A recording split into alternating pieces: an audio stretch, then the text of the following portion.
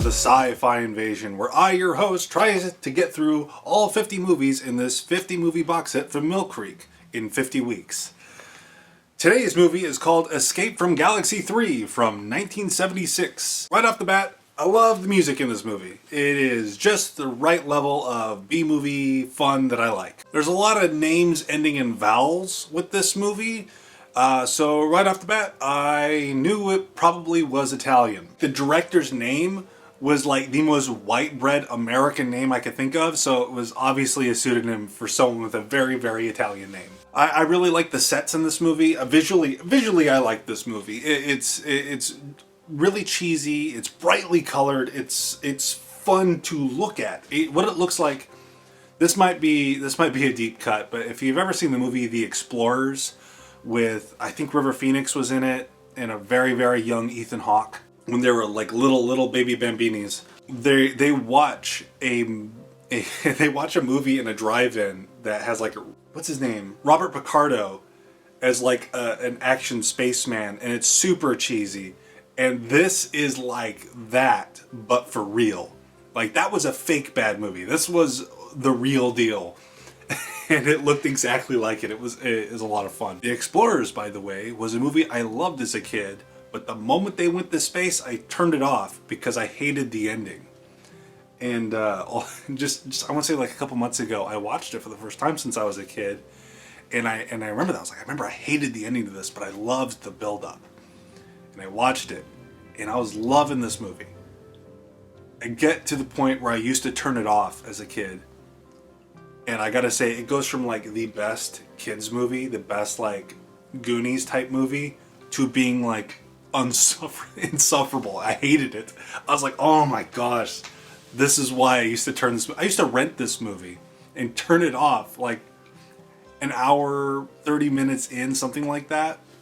Because I love the premise of it. Like, if any movie could have a remake and make it better, I think it's The Explorers. Sorry, I got distracted. The Explorers is a much more interesting topic than Escape from Galaxy 3. There's a bad guy in this who's clearly like their Darth Vader. He's called the King of Night. And for the most part, it's a standard Star Wars ripoff. Until they get to Earth. Because this place takes place in a galaxy, a long time ago, in a galaxy far, far away. So they take advantage of that premise and they go to Earth. To like ancient Greece, I think. And this is when the movie just kind of nosedives into just being like, oh, they ran out of budget, so now it's going to take place in like gravel quarries and stuff like that. It's that kind of movie. The aliens in this movie don't understand what like sex or kissing is, so when they get to Greece, they see everyone's kissing and like having like orgies and stuff, and they're like, ooh, let's try this too. And it's super awkward. It's like, yeah. That's the only word I can think of. It was just awkward. At some point, the aliens get captured by the Greeks, and then they like kind of prove that they are like good guys because they save a child by reversing the film and jumping really high when they're actually jumping down, but the film's reversed, so they're jumping high. The movie starts. Oops, sorry, kitty. The movie starts going forward, and they start getting accepted into the Greek culture. I think it's Greek. It might be Roman. I don't care enough to look. It's Italian, so maybe it's Roman. But yeah, so the aliens start going like, oh, everyone here is having like orgies. Let's start exploring our bodies. And they're about to have an orgy, and then they're suddenly cock-blocked by the King of Night, who comes down and tries to like, you know, for whatever reason, I guess he just doesn't want our main characters to get laid. The most weird thing about this movie is that once the aliens leave Earth, they realize that they're mortal, because apparently they were immortal before. But now they're mortal because they kissed and stuff.